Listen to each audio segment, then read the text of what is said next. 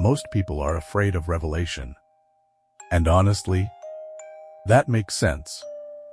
It's full of dragons, beasts, plagues, and a number that has terrified people for 2,000 years. Most pastors avoid it. Most Christians skip it. And most people who do read it put it down more confused than when they started. But here's what nobody tells you: Revelation was never meant to confuse you. It was written as a letter. A real letter to real people who were being hunted, tortured, and killed for their faith. And when you understand who it was written to and why, everything changes. So in the next 10 minutes, I'm going to walk you through the entire book of Revelation, what it actually says, what it actually means, and why it might be the most hopeful book in the entire Bible. Stay with me, because by the end of this video, you will never look at Revelation the same way again. Let's start with the basics. Revelation is the last book of the Bible. It was written by the Apostle John, the same John who walked with Jesus, the same John who wrote the Gospel of John. He didn't write it in a comfortable chair. He wrote it as a prisoner, exiled to a rocky island called Patmos, because the Roman Empire wanted him dead.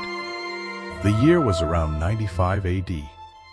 And at that time, Christians were being fed to lions, burned alive, and crucified, not for crimes, but simply for refusing to worship the Roman emperor as a god. These were real people in real terror. And John wrote Revelation for them, not for us in the 21st century to decode with charts and timelines. For them. That one fact changes how you read every single page. Revelation opens with these words: the revelation of Jesus Christ. Not the revelation of the Antichrist. Not the revelation of doom. The revelation of Jesus Christ. The book opens with Jesus speaking directly to 7 churches in Asia Minor, modern-day Turkey: Ephesus, Smyrna, Pergamum, Thyatira, Sardis, Philadelphia, Laodicea. 7 real cities. 7 real congregations. And Jesus has a personal message for each one. Some he praises: you have held on. You have not denied my name. Some he corrects: you have lost your first love. You have become lukewarm. And to every single one of them, he gives the same promise at the end: to the one who overcomes, I will give. And then he describes something beautiful. A crown. A new name, the right to sit on his throne. He's not threatening them. He's pulling them toward a finish line. He's saying, I see what you're going through. I know you're suffering. And there is something waiting on the other side that makes all of this worth it. That's the tone of the entire book. Not horror. Hope wrapped inside hard truth. Then the scene shifts. John is suddenly caught up into heaven. And what he sees stops you cold. A throne, blazing like fire. Around it, 24 elders in white robes, casting their crowns down, 4 living creatures covered in eyes, never stopping their cry of, Holy, holy, holy. And in the right hand of the one on the throne, a scroll, sealed with 7 seals. No one in heaven or earth is worthy to open it. And John weeps. Because if the scroll stays sealed, the story doesn't end. Evil continues. Suffering continues. And then an elder says to him, Stop weeping. Look, the Lion of the tribe of Judah has conquered. He can open the scroll. John turns expecting to see a lion, and he sees a lamb. A lamb that looked as if it had been slain, standing, the most powerful image in the entire Bible. The one worthy to hold history in his hands is not a warrior king. It's a slaughtered lamb, alive. That's the center of Revelation. Not the Antichrist. The Lamb. Now we get to the part most people find confusing: the seals, the trumpets, and the bowls. When the Lamb opens each seal, something is released. War. Famine. Death.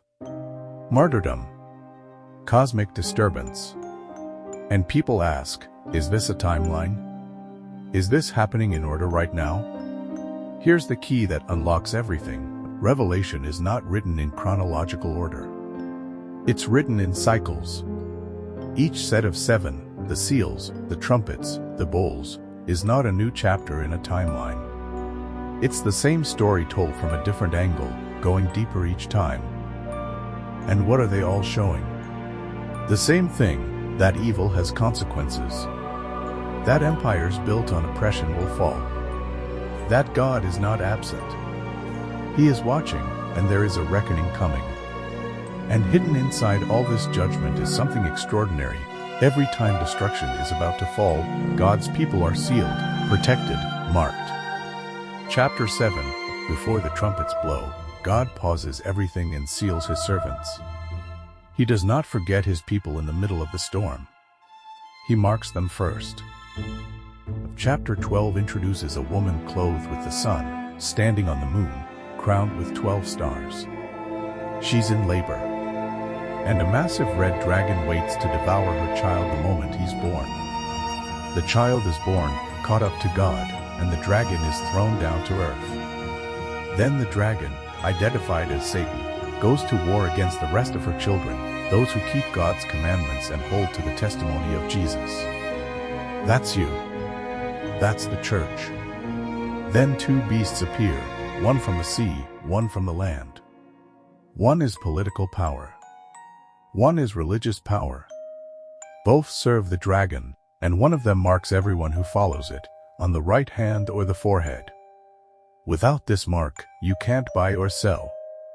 Now, John's original audience knew exactly what this meant. The Roman Empire demanded worship. Refused, and you were economically cut off, imprisoned, or killed. The number of the beast, 666, in Hebrew numerology, spells out Nero Caesar. The first readers weren't looking for a future microchip. They were looking at their current emperor. But the principle runs through history. Every age has its empire that demands total loyalty. Every age has its beast, and Revelation says, do not bow. Then comes one of the most dramatic moments in the entire book. An angel cries out, fallen, fallen is Babylon the Great. Babylon is not a city on a map. It's a symbol. In John's day, Babylon meant Rome, the empire drunk on the blood of the saints, arrayed in purple and gold, corrupted to its core. And the whole earth mourns when it falls, kings, merchants, sailors, because their economic system collapses with it. But heaven erupts in celebration. Because every empire that builds itself on the exploitation of human beings, on slavery, on violence, on the crushing of the poor, will fall. That is not a threat. That is a promise. And Revelation speaks it to every generation that has ever lived under an oppressive system and wondered, does anyone see this? Does anyone care? The answer is yes. And it will not stand forever. Then heaven opens. A white horse. And the rider on it is called Faithful and True. His eyes are like blazing fire. On his robe is written a name, King of Kings and Lord of Lords. He comes not as a baby in a manger this time. He comes as the conqueror. And the beast is captured. And the false prophet is captured. And they are thrown into the lake of fire, and Satan is bound. And then comes the 1,000 years, the Millennium, where Christ reigns. Scholars have debated for centuries exactly what this means. But the message underneath the debate is clear. There is a reign of peace coming. A world remade. A creation restored. And then, the most beautiful passage in the entire Bible. A new heaven. A new earth. The old order passed away. And John sees the holy city coming down from God, not humanity going up to heaven, but heaven coming down to earth. And the voice from the throne says, look, God's dwelling place is now among the people. He will dwell with them. They will be his people. And he himself will be with them and be their God. He will wipe every tear from their eyes. There will be no more death, no more mourning, no more crying, No more pain. The old order of things has passed away. That's how Revelation ends. Not in fire and terror. In God, wiping your tears with His own hand. The whole book is a letter to suffering people saying, hold on. What you see is not all there is. The Lamb has already won. And the ending has already been written. If this video helped you see Revelation differently, share it with someone who's afraid of it. Subscribe for a new Bible breakdown every week. And I'll see you in the next one.